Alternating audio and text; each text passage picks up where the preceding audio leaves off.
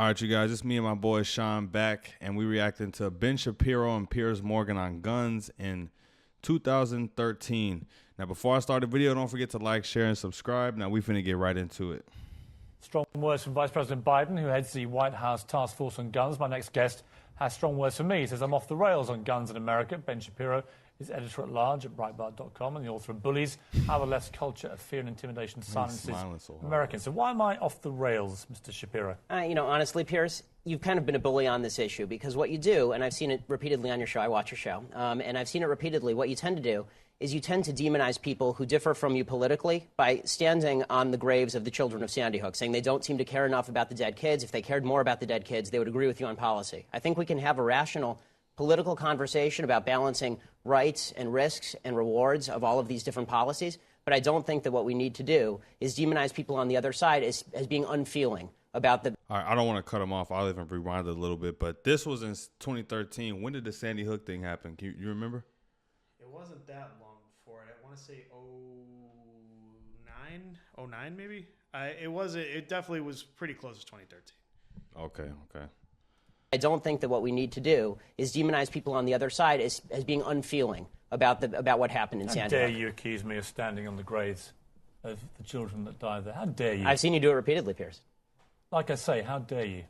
Well, I mean, you can keep saying that, but you've done it repeatedly. What you do, and I've seen you do it on the program, is you keep saying to folks that if they disagree with you politically, then somehow this is a violation of what happened in Sandy Hook. And you have yet, I'd really like to hear your policy prescriptions for what we should do about guns. Because you say that you respect the Second Amendment, and, you know, I brought this here for you so that you can read it. It's the Constitution. All right. And I would really... I mean, Hey, Ben Shapiro... He came out the gates. Ain't nothing you can say about that. That's a good public speaker. I don't care what you say. He came out bold. He said, here, you don't know about this. Standing on the brains of dead kids. I mean, he came out. Yep. Like for you to explain to me what you would do about guns that would have prevented what happened in Sandy Hook. If you want to do what you did in the UK, right, which is ban virtually all guns, that is at least a fair argument, and we can have a discussion about whether that's something that we ought to do or not. I've made it very clear what I want to do, which is exactly what Mark Kelly wants to do. And in fact, rather than address let's talk about that. Rather than address your comments to me about standing on the graves of children at Sandy Hook, you can address them to Mark Kelly because he agrees with everything that I've been saying because he feels the same way, as does his wife. They're gun owners.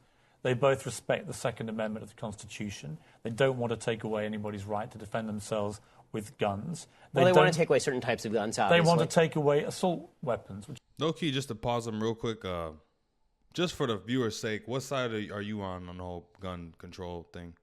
In a general broad sense, I am pro-gun. I do think that responsible gun ownership is part of what makes this country tick. Maybe that is a negative. We can get into that, but I do think that the nature and the almost sexualization of gun ownership and having a gun is what I think needs to be addressed. However, that's a cultural thing. I don't think that's anything you can do with legislation. Like if you look at Switzerland as an example, one of the highest rates of gun ownership in the world, practically everyone has a gun, if I'm not mistaken. In Switzerland? Switzerland. Damn, I wouldn't have expected that. Generally speaking, neutral country, pretty much historically speaking. But part of that is that they do have quite a formidable military. And it's kind of the same idea as the United States, is that the main reason I would argue, or at least an argument is to be made, is that the main reason that the United States will most likely never be like the UK invaded or at least from a ground attack is that, I mean, just the number of the guns that are here. It's not like you're walking into London or, where... literally on the streets, you will have to take block by block, house by house, any kind of American city that you're entering. Even the left-leaning ones, Portland, Seattle, you can go on and on. Because, again, it's unlike almost anywhere else in the world where there is strict gun laws. I mean, I get it. I also don't agree that that's necessarily a reason to like keep this culture that we have going. But I don't know, something to think about. Yeah, definitely. I'm on the pro gun side. Like Sean said, responsible gun owners. I get what you're saying though with the whole cultural thing, because like, and that kind of goes into just being a responsible gun owner. A lot of people just think like, oh, having a gun is cool, and those be the same people that shoot someone on accident, or you know what I'm saying, like keep their gun somewhere that kid could get it, and you know all that dumb stuff. So you know you got to be responsible with it first and foremost. Like that's honestly the bottom line, even. To take away anybody's right to defend themselves with guns. Well, they want to take away certain types of guns, obviously. They want to take away assault weapons, which are capable with magazines like we saw at Aurora and Sandy Hook of unleashing a ridiculous amount of bullets. Well, this is a question I wanted to ask you, Piers, because I've seen you talk about assault weapons a lot, and I've seen Mark Kelly talk about assault weapons. The vast majority of murders in this country that are committed with guns are not committed with assault weapons; they're committed with handguns. Okay, so, are you willing to ban handguns in this country? Yeah, and that's why I just got to pause it. I mean, I guess if you know, you know, it's kind of common sense, but like even the fact that they going so hard after so-called assault weapons when you look at most of the shooting and murders and everything that's going on, it's handguns, because handguns is it's concealable and everything you need to you know, if you wanted to, you know, bring ill will on somebody, a handgun is all you need to do it. So that kind of just makes me think that the whole argument for that is disingenuous in the first place. So I definitely do understand, and you know it's hard for me to say because I am again I'm definitely pro-gun. I'm pro-gun ownership. And, you know, obviously you don't want to see things like this happen. Obviously it's made its rounds in the news again with Uvalde, unfortunately. But, you know, it's what it comes down to, I think, is ease of access. And I guess that's where really I fall on it. I'm very much pro-gun.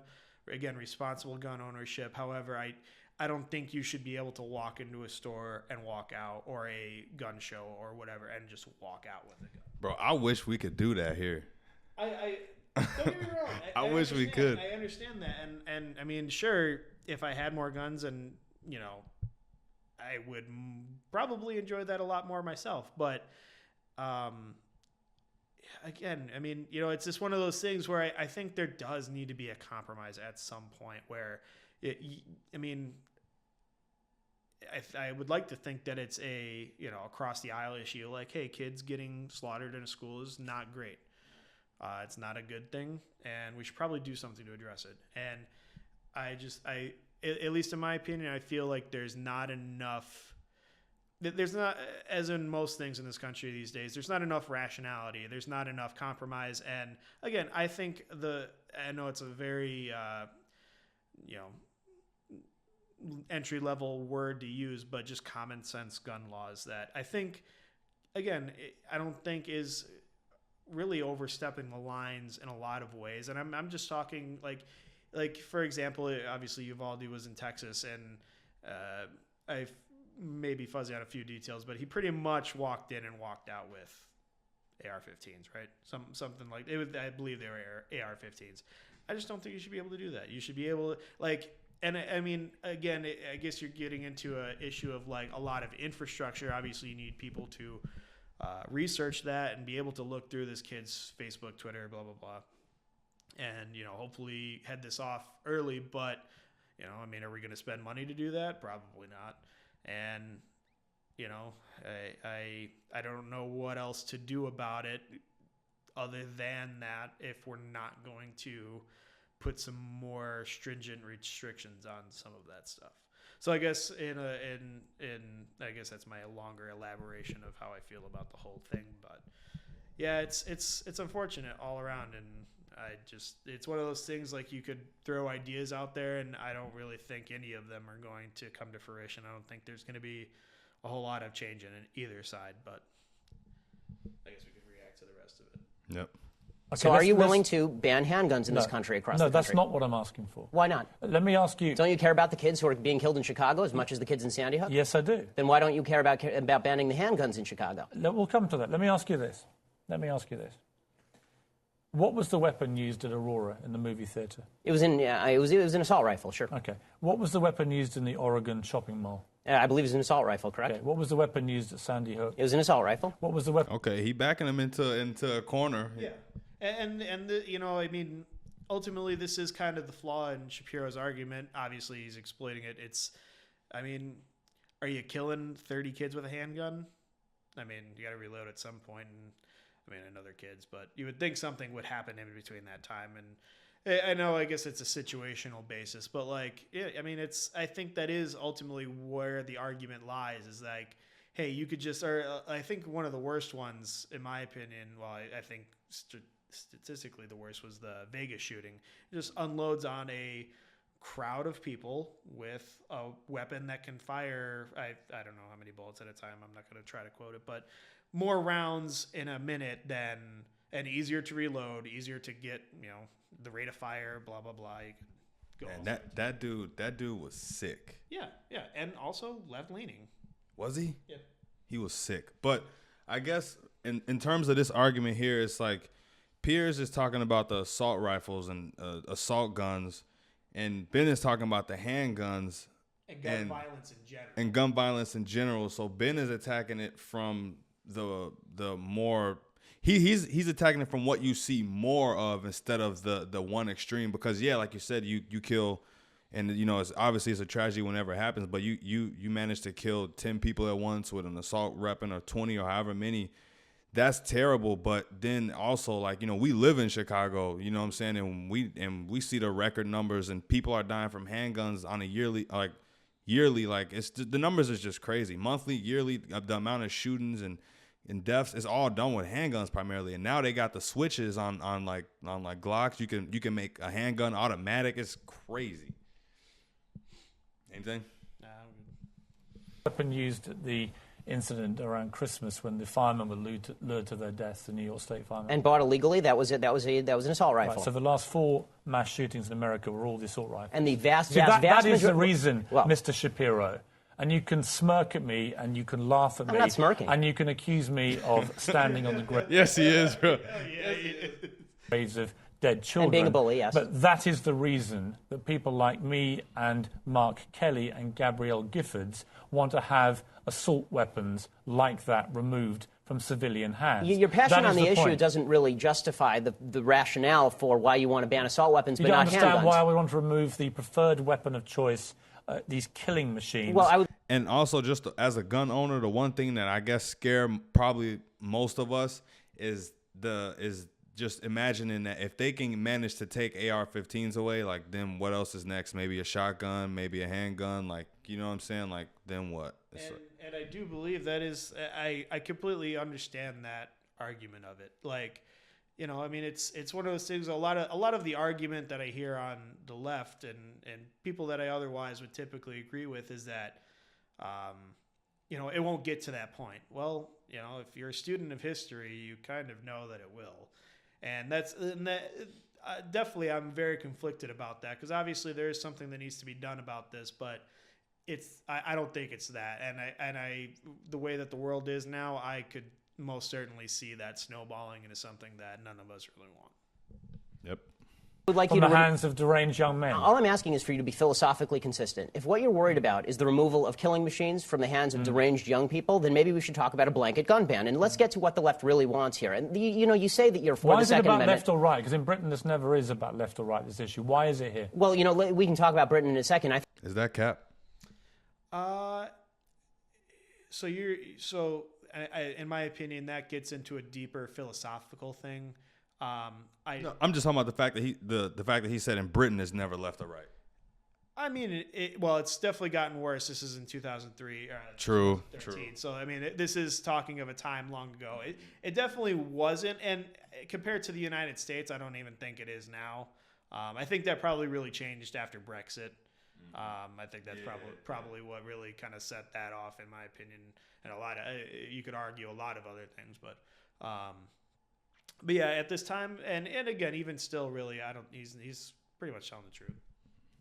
I think the reason that it's about left and right here is because fundamentally the right believes that the basis for the Second Amendment, and they believe in the Second Amendment, the basis for the Second Amendment is not really about self-defense and it's not about hunting. It is about resistance to government tyranny. That's what the founders said, and that's what the right believes in this country. Which tyranny are you fearing yourself? I fear the possibility of a tyranny rising in this country in the next 50 to 100 years. Let me tell you. Stand that argument that, just because it's not happening now, or that it's not happening now, what makes you think it's going to happen? Well, yeah, it's like how shit that makes me think that's going to happen. It's like how as a grown adult, like how dumb could you be to even say something like that? Like what happened before couldn't possibly happen again. Like government tyranny couldn't happen again. Yeah. I mean, look what just happened in 2020. I ain't gonna drop no names on what happened, but you feel me? Like in that, Yeah, I mean it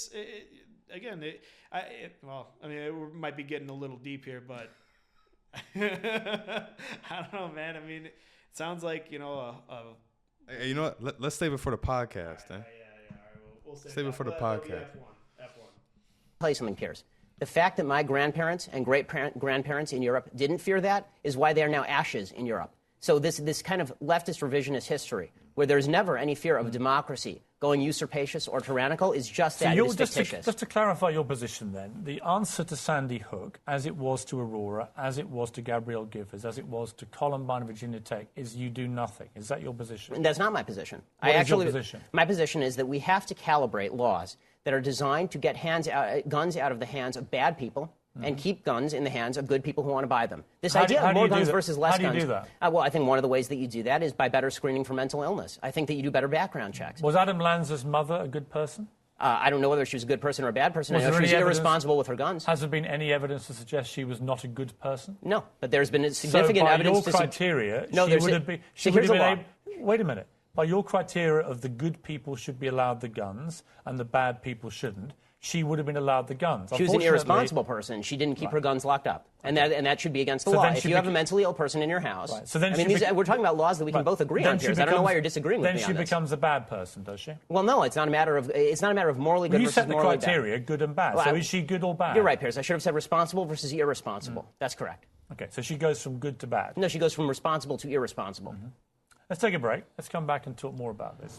All right, just to close something I just noticed too, though, I just want to speak on real quick. I think this argument is a great example of Ben. I'm gonna side with Ben. I'm gonna be biased in Ben's perspective.